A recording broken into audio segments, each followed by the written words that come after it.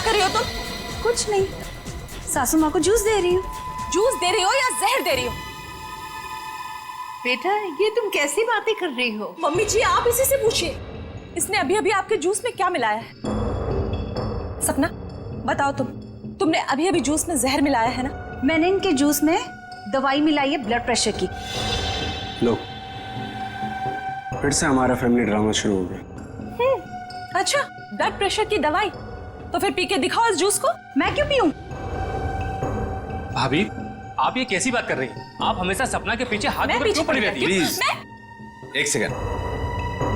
सपना, क्या तुम्हें मम्मी जी ने कहा था जूस में दवाई मिलाने को? नहीं। तो फिर क्यों मिलाई जूस में दवाई? एक मिनट मैं 2 मिनट का बाथरूम चला गया, आप लोगों ने वर्ल्ड वॉर 3 शुरू कर दी। मैंने ही इससे कहा था जूस में दवाई मिलाने के लिए। सपना आज का डोज भूल गई थी, तो मैंने कहा जूस में मिला दो। मुझे बहुत खुशी होती है ये देखकर कि मेरा परिवार मेरा कितना ख्याल रखता है, कितनी फिक्र है सबको मेरी। चलो मुझे जूस दो। I am sorry ladies and gentleman, please enjoy the party. Music please louder.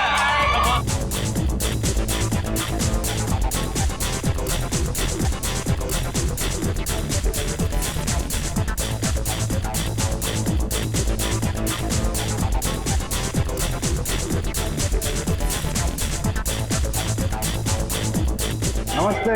नमस्ते। महेश, कैसे हैं आप? प्रतीक जी मैं बिल्कुल ठीक हूँ, आप कैसे हैं? बस मैं ठीक। आप कुछ ले नहीं रहे हैं? मैं आपके खाने के लिए कुछ मंगाती हूँ। सरोज। नहीं, आप तकलीफ मत लीजिए, मैं खुद जाकर ले लूंगा। Sure. Yeah it's okay, fine. Hi.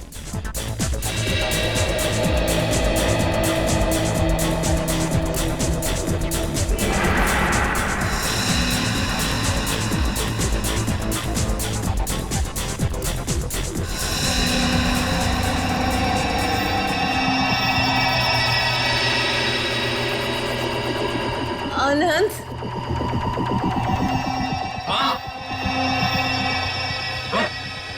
Mummy ji क्या हुआ आपको? मम्मी जी, मम्मी जी।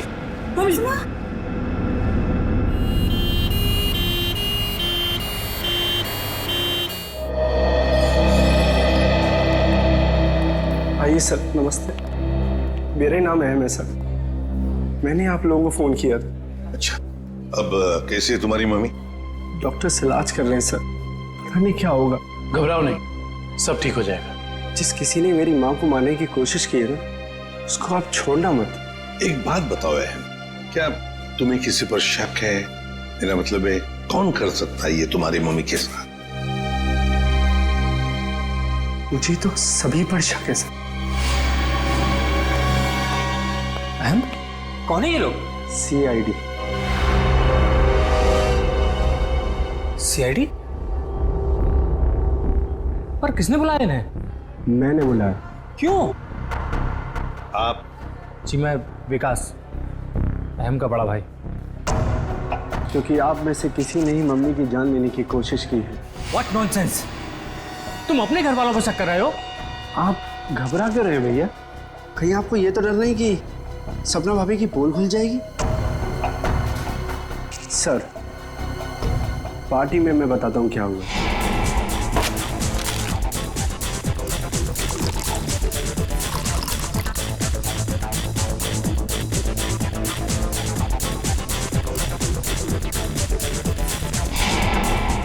तुम्हारी सपना भाभी पर शक है तुम्हें? Yes sir. सपना कहाँ है? सपना हॉस्पिटल नहीं आई, वो घर पर ही है। वैसे आप कौन है? जी मैं काव्या। हमारी भाभी है सर। सर, अहम बच्चा है, ये आप लोगों को बहका रहा है सर। विकास जी, हम CID वालों को कोई बहका नहीं सकता, समझे? कहाँ है आपकी मम्मी? मम्मी ऊपर ICU वार्ड में है।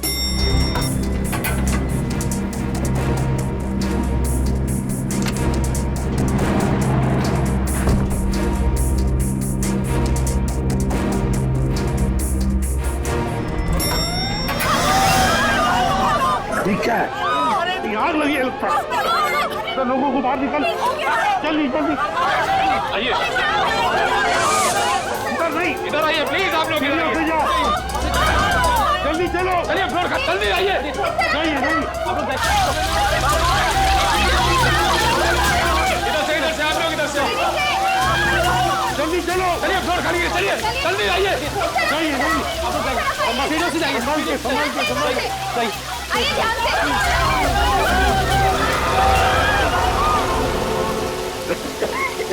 ईशान, ये कोई आग वाला धुआं नहीं है, इसकी गंदी कुछ अलग है। ये धुआं किसी और चीज का है, किसी केमिकल का।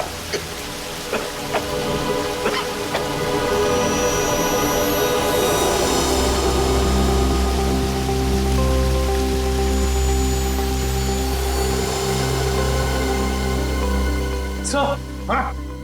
आपका अंदाजा सही था। ये देखिए, smoke bomb. My God, sir कहीं ये स्मोक बॉम्ब फायर अलार्म बजाने के लिए तो नहीं डाला गया था? आश्रया, फायर अलार्म बजाने के लिए ही स्मोक बॉम्ब लगाया गया था। मालिनी का कमरा ढूंढो जल्दी।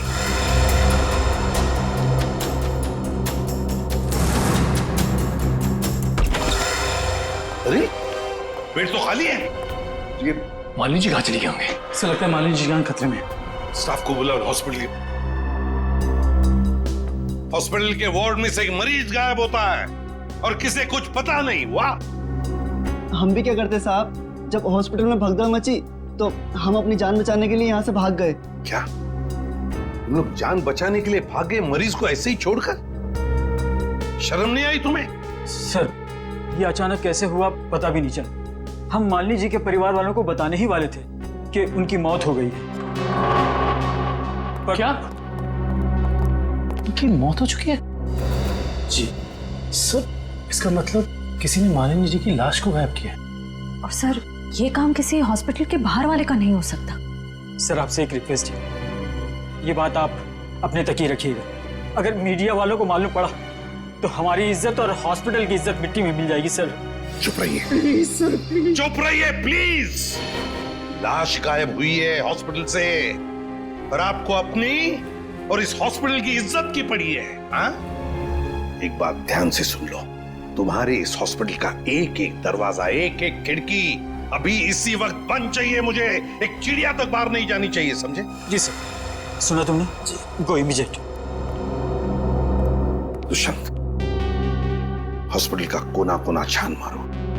कहीं तो छुपा के रखी होगी मालिनी की लाश को, कहीं तो। हाँ।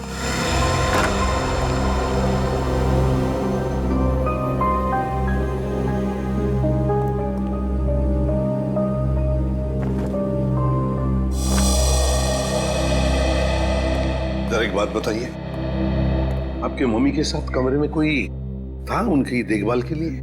जी सर, मेरे पति आनंद वहीं पर थे। आप मम्मी के साथ थे? तो फिर ये सब हुआ कैसे?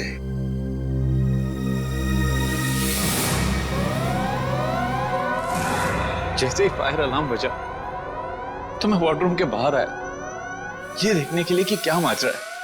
हर तरफ धुआं ही धुआं था। लोग पागलों की तरह यहां वहां भाग रहे थे। धक्का मुक्की में कुछ लोग मुझे मम्मी जी के वार्डरूम से बहुत दूर ले गए। जाकर भी मैं वार्डरूम तक नहीं पहुंच पा रहा था। किसी तरह जब मैं मम्मी जी के वार्डरूम में पहुंचा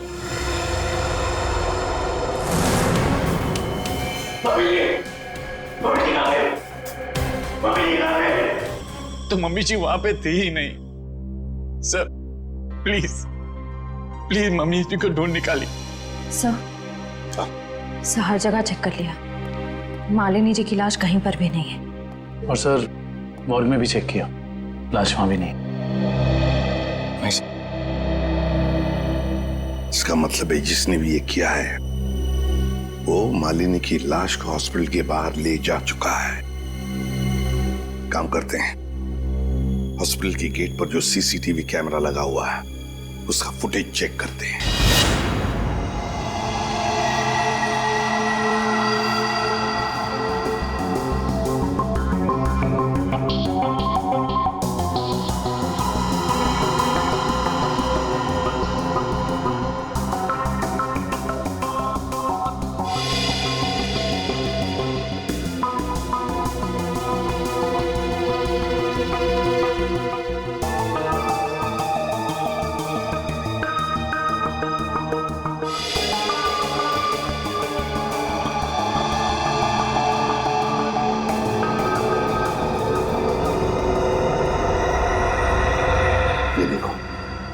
झटके में गाड़ी रिवर्स हो गई और हॉस्पिटल के बाहर भी निकल गई।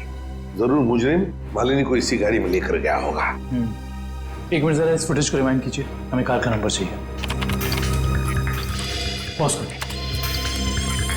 जूम इन करो। XYZ5139। सर आप सही कह रहे हैं, ये मुजरिम मालिनी जी को इसी गाड़ी में लेके गया होगा। अनिकेत, काम करो, कंट्रोल रूम में फोन करके इस गाड़ी का डिस्क्रिप्शन दे दो और उनसे कहो जहां पर भी ये गाड़ी देखे हमें इन्फॉर्म करें लोकेशन। और ये गाड़ी ये तो आग लग गई है।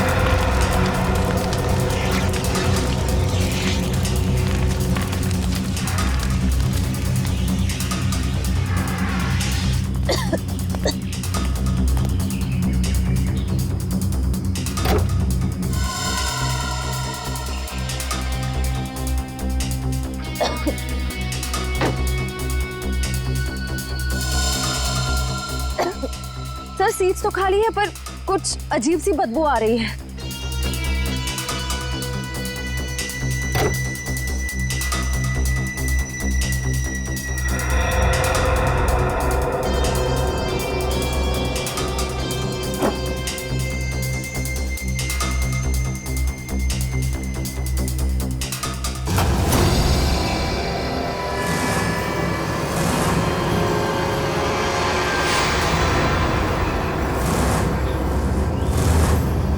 सर ये लाश तो जल चुकी है। शायद सबूत मिटाने के लिए उन्हीं ने मालिनी जी की लाश को जला दिया। आप इतने यकीन से कैसे कह सकते हैं कि ये लाश मेरी मां की है? इसका चेहरा तो बुरी तरह जल चुका है। देखिए,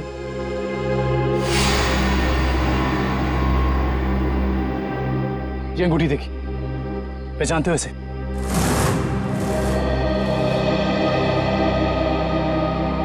तो मेरी मां की अंगूठी।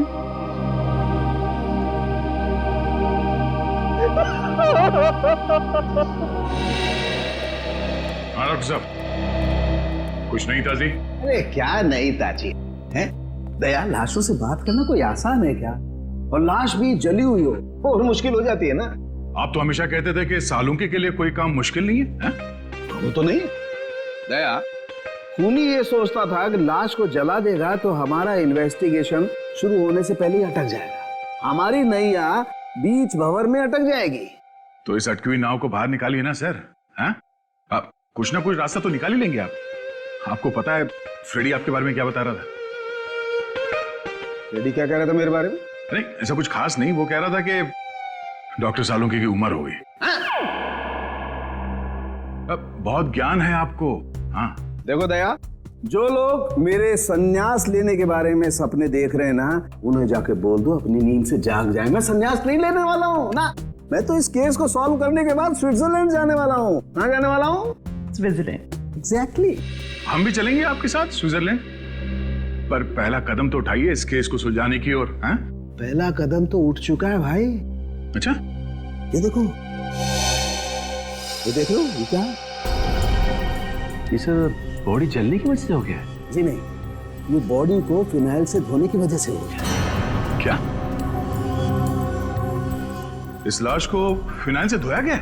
हाँ, खूनी ने लाश को अस्पताल से गायब करने से पहले उसको फिनाइल से अच्छी तरह से धोया ताकि लाश का केमिकल कंपोजिशन ही बदल जाए। खूनी ने हर कदम इसी मकसद से रखा है ताकि हमारे रास्ते में ज्यादा से ज्यादा कठिनाइयां आ सके। इस लाश को पहले फिनाइल से धोया और फिर इसे आग लगा दिया? जी हाँ। और सबसे पहले क्या जलाए? सबसे पहले जलाए बाल, क्योंकि बालों में सबसे ज्यादा और सबसे पहले असर होता है जहर का। सर काव्या ने बताया था ना कि शायद जहर सपना ने दिया है मालिनी जी को। हाँ, इसीलिए तो जला दिए ना भैया सबसे पहले बाल, क्योंकि जहर दिया था। मतलब ये सब सपना का ही काम है।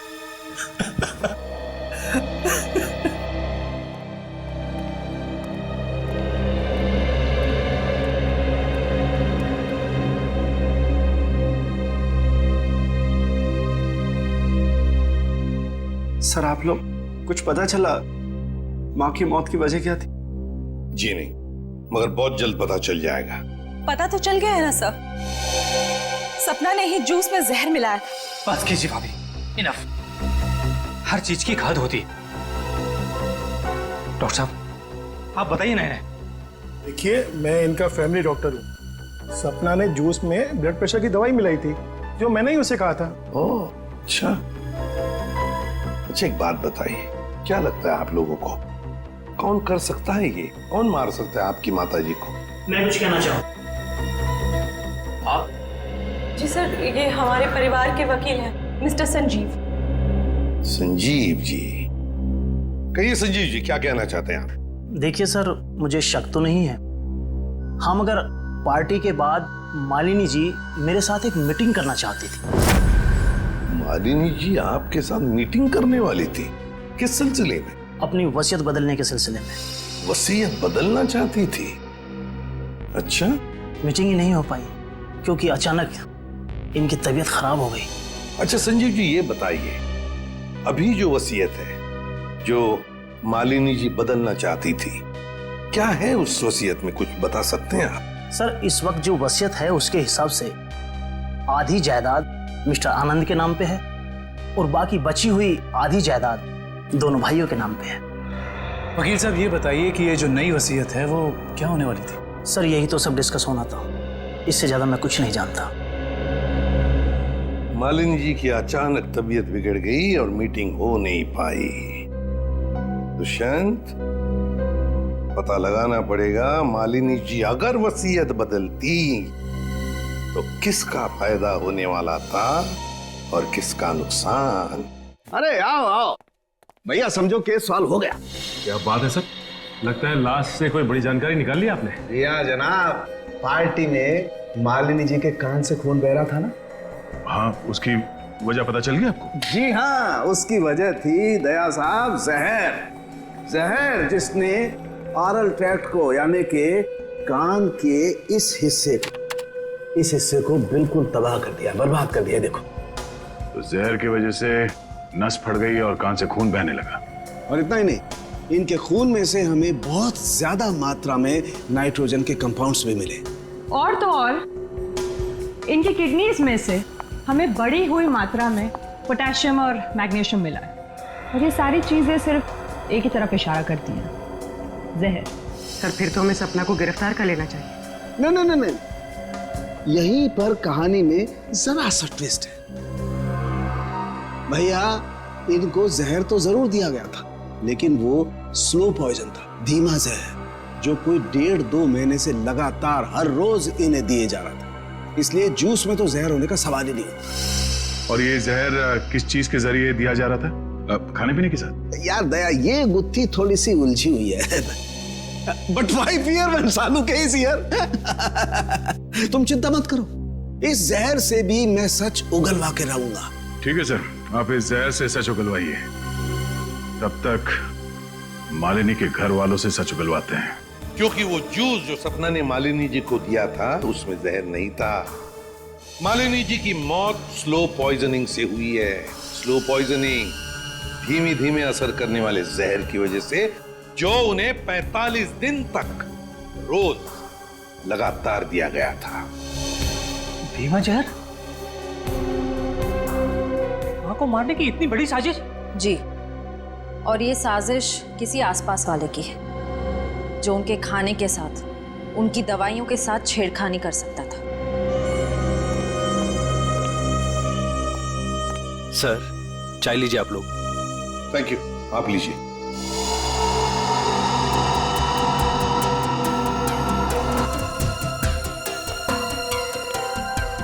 एक मिनट, मैं पी लूं।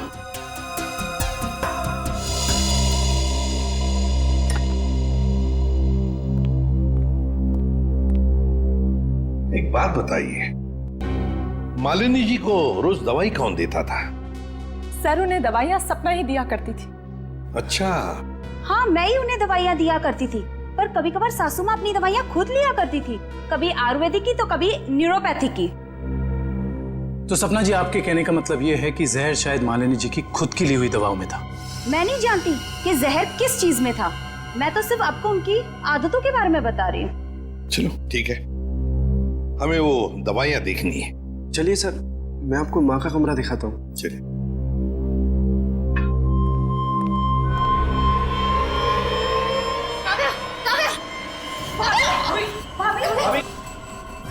भाभी क्या हुआ आपको? भाभी सांस लेने में दिक्कत हो रही है। सुरेश पानी लाओ। अरे पानी लाओ। दुष्यंत, लता इनकी तबीयत बिगड़ती जा रही है, जल्दी से एम्बुलेंस बुला लो और हॉस्पिटल ले जाओ इसे। श्रेया तुम भी जाओ साथ में।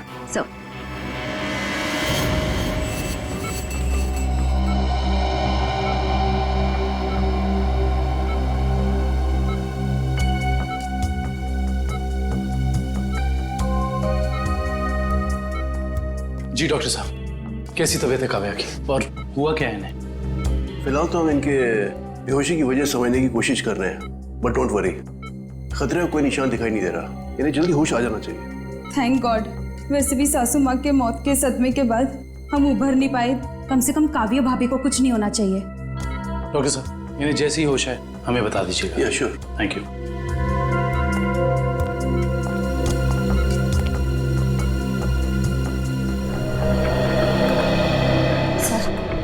सर मुझे तो सपना पर शक हो रहा है। वहाँ पार्टी में काव्या के साथ झगड़ा कर रही थी और यहाँ इसे काव्या की इतनी परवाह हो रही है। और श्रेया होना उस चाय में खुश था जिसे पीते ही काव्या बेहोश हो गई। सर चाय तो मैंने भी पी थी, थैंक गॉड मुझे कुछ नहीं हुआ। Are you sure Pankaj? Sure मतलब सर? मतलब चक्कर वक्कर तो नहीं आ रहे ना तुम्हें? चक्कर नहीं सर, चक्कर नहीं आ रहे, मगर पेट में कुछ गड़बड़ लग रही है सर। पेट में गड़बड़ लग रही है, गर्मी हो रही है, कहीं से वो तो नहीं हो गया? पंकज, और अगर तुम्हें सीरियसली कुछ हो भी गया है तो हम हॉस्पिटल में ही है ना। अजीब बात है, ये काव्या का पति आनंद अभी तक आया नहीं। पंकज, उसका नंबर ट्राई करो।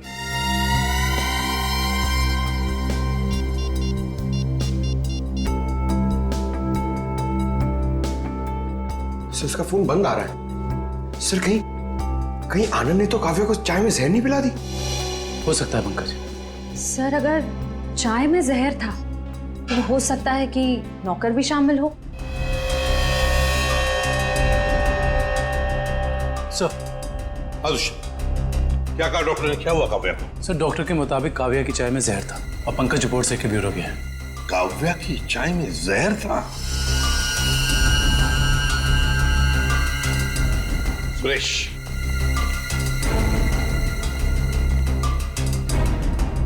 तो बताओ सुरेश, चाय में जहर कहां से आया? चाय में जहर कहां से आया? मैंने कहा था जहर डालने के लिए, ना मैंने डाला सर। सब पता चल जाएगा। एक बात बताओ, जब तुम चाय लेकर आए थे तो चाय कहीं पर रख दी थी और कुछ दूसरे काम के लिए गए थे? हाँ साहब, याद आया। मैं सुबह जब चाय लेकर आ रहा था तो आनंद साहब ने मुझे कुछ खाने के लिए लेकर आने को कहा। अरे सुरेश, सिर्फ चाय? कुछ नाश्ता भी ले जाओ, कल रात से किसी ने कुछ भी नहीं खाया। जाओ। जी साहब।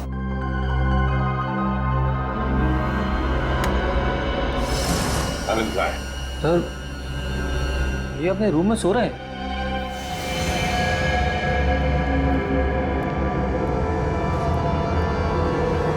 कहाँ है आनंद? आनंद तो है ही नहीं कमरे में। पता नहीं सर, अभी तो भैया यहीं सो रहे थे। फोन करके बुलाओ।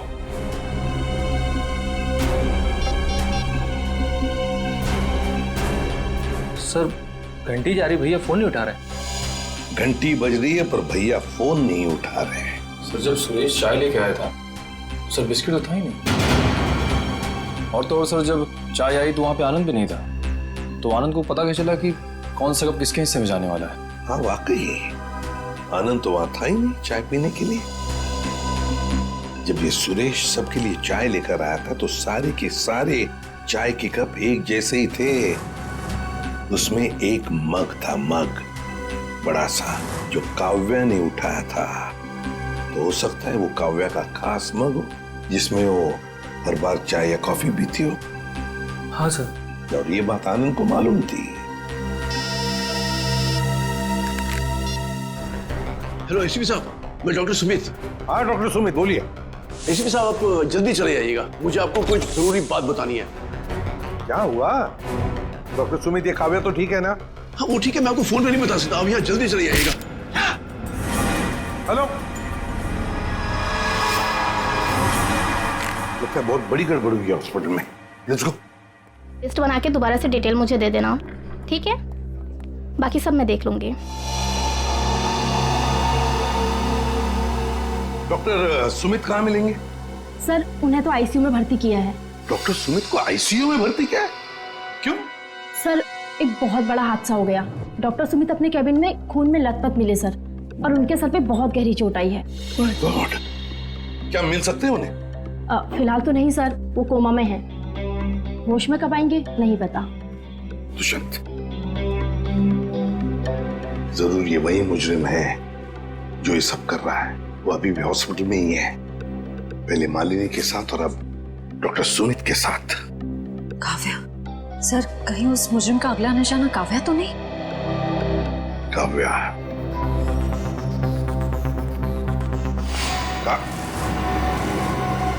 काव्या कहाँ चली गई सर? कहीं काव्या को भी तो गायब नहीं किया उसने? श्रेया, ये जो भी कोई है, अगर इसने काव्या को भी गायब किया तो वो हॉस्पिटल के मेन गेट से ही बाहर जा सकता है। और सर, शायद डॉक्टर सुमित को भी उस खूनी के बारे में पता चल गया होगा, इसलिए उन पर भी हमला हुआ।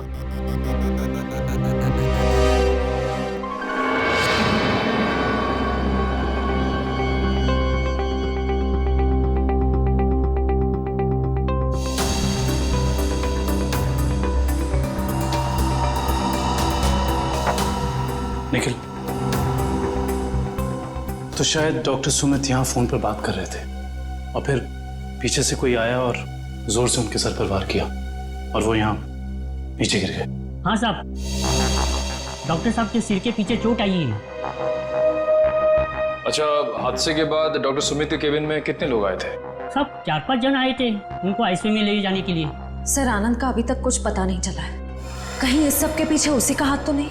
ये आनंद ही कुछ गड़बड़ है, कुछ न कुछ तो गड़बड़ जरूर है इस आनंद में।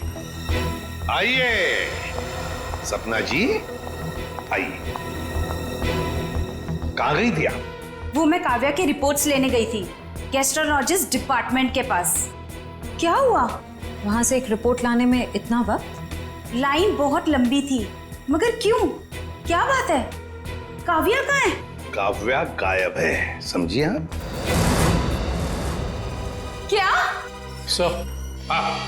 सर ये ब्लड सैंपल्स तो ले लिए, लेकिन सर क्योंकि बाकी लोग डॉक्टर साहब के कैबिन के अंदर चले गए थे, इसलिए सारे जरूरी सबूत मिट गए हैं। और यहाँ पे काव्या गायब है ना दुष्यंत?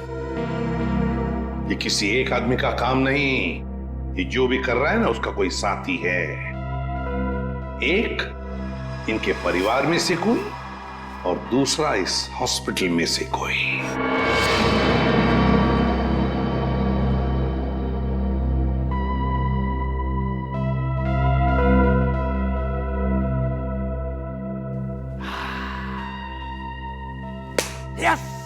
Yes, eureka! डॉक्टर साहब, क्या हुआ? ये फॉरेंसिक लैब में जश्न का माहौल? अरे हाँ भैया, जश्न का माहौल तो होगा ही। स्विट्जरलैंड की हसीन वादियां पुकार पुकार के कह रही हैं, सालुखे आजा रे तू आजा, तेरा इंतजार है। मतलब आपको पता चल गया कि वो लाश के अंदर जहर कहां से गया? जहर बॉडी में आया था दांत से। दांतों से जहर? हाँ सचिन, मालिनी ने 2 महीने पहले ही अपने दांतों का रूट कैनल करवाया था और इस ऑपरेशन के दौरान इसके दांतों में जो मर्क्यूरी का इस्तेमाल किया गया था वो मात्रा में बहुत ज्यादा थे। मरकुरी अपने आप में ही एक जहर है ना डॉक्टर साहब? बिल्कुल। और जब जब मालिनी जी खाना खाती थी, खाने को अपने दांतों से चबाती थी, तब तब दांतों में छुपा हुआ वो मरकरी खाने में मिक्स हो जाता था और पेट में चला जाता था, और पेट से फिर पूरे खून में मिक्स हो जाता था। यही है वो स्लो पॉइजन जिससे वो बेचारी बेमौत मारी गई। सर, हो सकता है कि डेंटिस्ट ने ये सब जानबूझ के ना किया, गलती हो गई उससे, मे बी मेडिकल नेग्लिजेंस। नहीं सचिन, ये मौत एक हादसा होता तो लाश को जलाया नहीं जाता। जिस किसी लिए डेंटिस्ट ने भी ये किया है, जानबूझ के ही किया है। वकील साहब, जैसा कि आप जानते हैं कि हमारी माँ अपनी वसीयत बदलवाना चाहती थी। जी हाँ। मगर वो ऐसा कर नहीं सकी। तो ऐसी स्थिति में क्या हमारा बंटवारा पुरानी वसीयत के हिसाब से होगा? दरअसल बात यह है कि मैं और आपकी माताजी। वकील साहब आप, डॉक्टर साहब आप भी? मैं तो सिर्फ ये पूछने आया था कि क्या आपकी माताजी ने कभी अपने दांतों का इलाज करवाया था 1.5-2 महीने पहले? नहीं सर, उन्होंने कभी मुझे तो नहीं, उन्होंने कभी हमें इस बारे में कुछ नहीं बताया।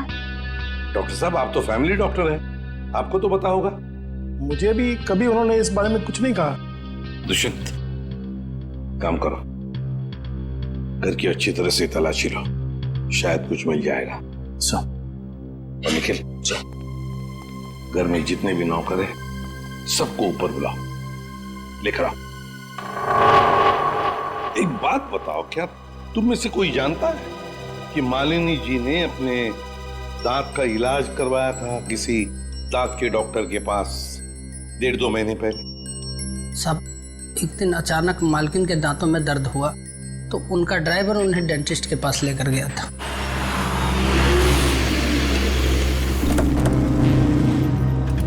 सर, यहीं पे छोड़ा था हमने उन्हें। उसके बाद किधर गई वो तो मालूम नहीं मुझे। ठीक है, आसपास जितने भी डेंटिस्ट है ना, सब चेक कर लेते हैं। तुम लोग उधर देखो।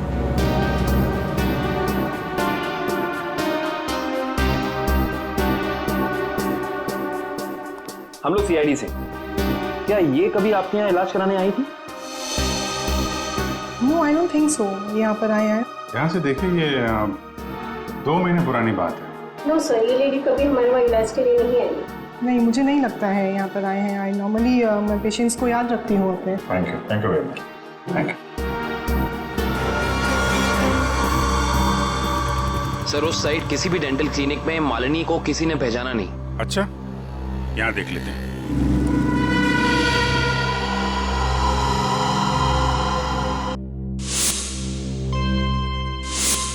सीआईडी वाले आ गए। तुम्हें मालूम है ना तुम्हें क्या करना चाहिए?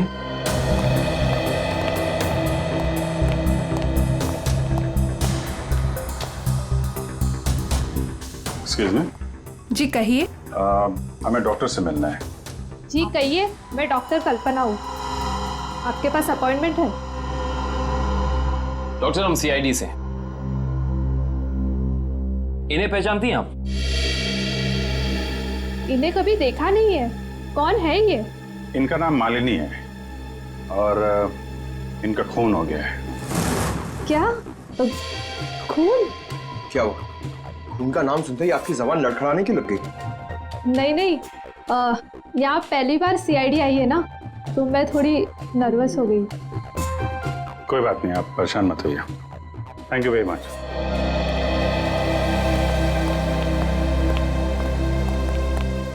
अरे सर, आप लोग अभी तो आए, इतनी जल्दी जा रहे हैं? डॉक्टर प्रतीक ने ठीक से इलाज नहीं किया क्या? डॉक्टर प्रतीक? यहाँ तो कोई लेडी डॉक्टर है ना? No no, no lady, no lady, only gents, only gents. Doctor Pratik. अच्छा अच्छा।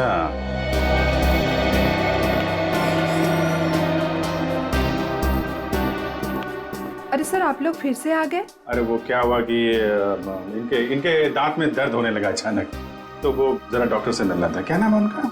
डॉक्टर कल्पना। हाँ जी, 1 मिनट। हेलो।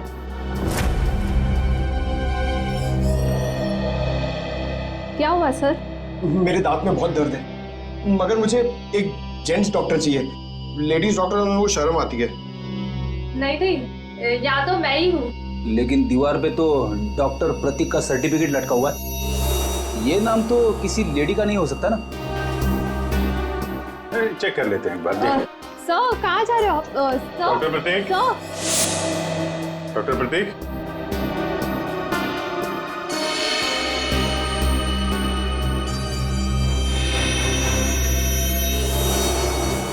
अरे डॉक्टर साहब क्या कर रहे हैं? आप चले जाइए यहाँ से। डॉक्टर साहब कुछ गिर गया क्या यहाँ पे आपका? मैंने कुछ नहीं किया है। आइए आइए बाहर आइए। आइए अब चले जाइए यहाँ से। अरे अरे चले जाएंगे डॉक्टर साहब। आप चले जाइए। अब जाएंगे पहले थोड़ी बातचीत तो कर लें। लेकिन मैंने कुछ नहीं किया। अरे आइए तो सही। आइए आइए। मैंने कुछ नहीं किया। हाँ। सर ये ऐसे नहीं मानेंगे, लगता है डेंटिस्ट साहब के दांतों का इलाज करना पड़ेगा। अरे लेकिन हम में से किसी को डेंटिस्ट्री आती नहीं है। अरे नहीं आती तो आ जाएगी। क्यों डॉक्टर साहब, प्रैक्टिस मेक्स मैन परफेक्ट ना। आपने भी तो प्रैक्टिस से सीखा होगा। आती। हाँ तो फिर आइए प्रैक्टिस कर लेते हैं। आइए बैठिए बेटा। अरे भाई बेटा आइए बैठिए। बैठिए। ये क्या कर रहे हैं आप लोग? ये गलत कर रहे हैं आप लोग। तुमने जो किया वो ठीक था क्या? मैंने गलत कुछ नहीं किया। गलत तो हम भी नहीं कर रहे हैं डॉक्टर साहब। आप जल्दी से मुंह खोल दीजिए वरना बता। मालिनी का इलाज मैंने किया था। और इलाज के बहाने उसके दांतों में ज्यादा मरकुरी भी तुमने डाली थी। गलती हो गई। गलती नहीं है, ये गुनाह है। किसके कहने पे किया था?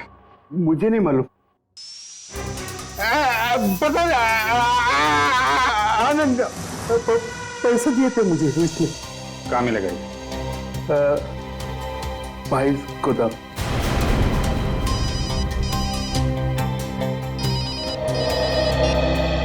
हाँ डॉक्टर सालुंके।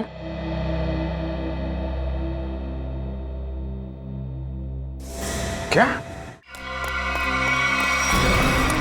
आनंद रुक जाओ। आनंद गोली चल जाएगी। आनंद रुको। आनंद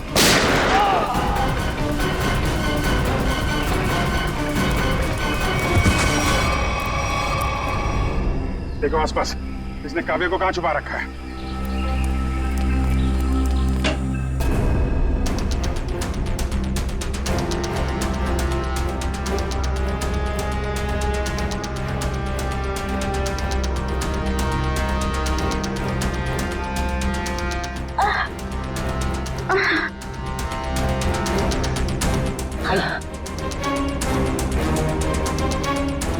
चलो।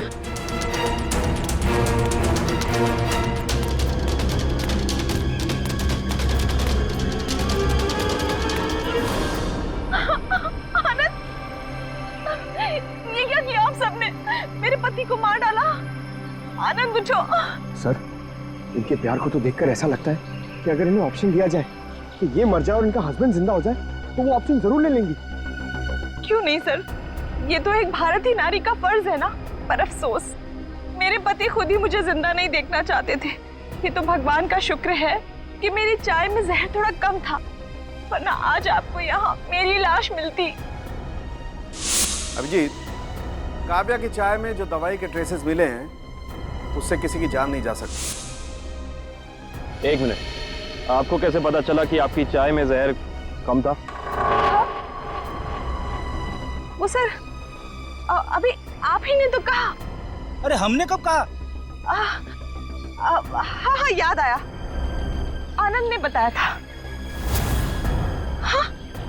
आनंद कैसे बताएगा? आनंद बेचारा तो खुद ये बात नहीं जानता था।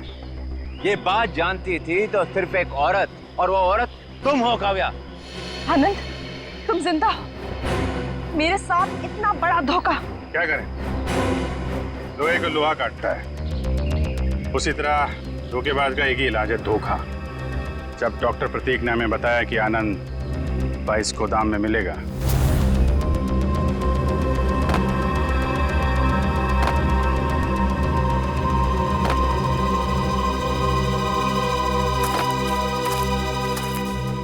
तो हमने यहाँ पहुंचकर देखा कि वो बेचारा बंधा पड़ा है।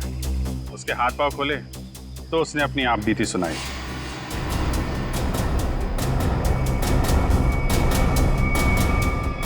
किसने किया ये सब है? ये सब मेरी बीवी काव्या ने किया है सर। हाँ, कहीं कहीं छुपी हुई है। बस फिर क्या, हमने आनंद के साथ एक छोटा सा खेल खेल लिया तुम्हारा असली रंग सामने लाने के लिए। तो ये सब ड्रामा था, लेकिन असली ड्रामा तो अब शुरू होगा। पीछे मुड़ के देखो।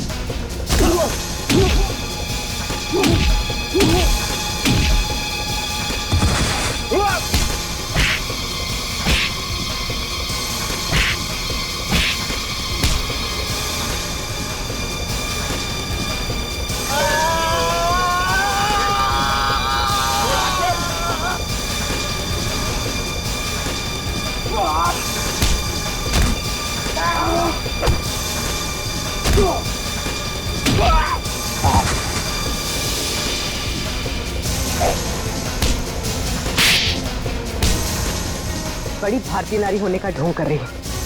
तुम जैसी नहीं होती भारतीय नारी।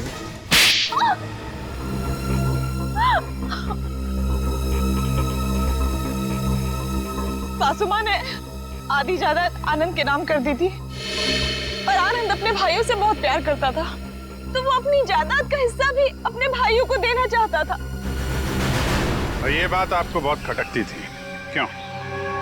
मुझे पता था सर, मुझे पता था कि वो सासू माँ पे दबाव डालेगा वसीयत बदलने के लिए। इसलिए तुमने उन्हें डॉक्टर प्रतीक के पास भेजा, उनकी दांत की तकलीफ का फायदा उठाकर, ताकि इससे पहले कि वो अपनी वसीयत बदले उनकी मौत हो जाए। हाँ सर, और मैंने प्रतीक से कहा अगर वो पकड़ा जाए तो मेरा नहीं आनंद का नाम ले, ताकि आपके सास यानी मालिनी जी के खून के जुर्म में आनंद यानी आपका पति फंस जाए, जिससे 25 करोड़ की आधी जायदाद आपकी हो जाए। हॉस्पिटल में डॉक्टर सुमित तुम्हारी सच्चाई जान गए थे, इसलिए उन पे भी हमला किया तुमने।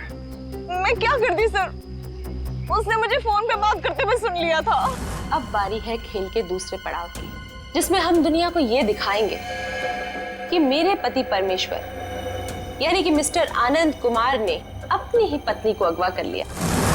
तो डॉक्टर सुमित को कोमा में पहुंचा दिया, अपने पति की किडनैपिंग की और मालिनी जी का खून कर दिया।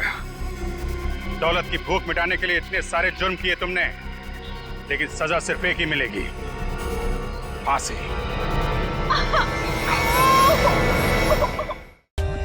For more updates, subscribe to our channel, click the show links and enjoy watching the videos.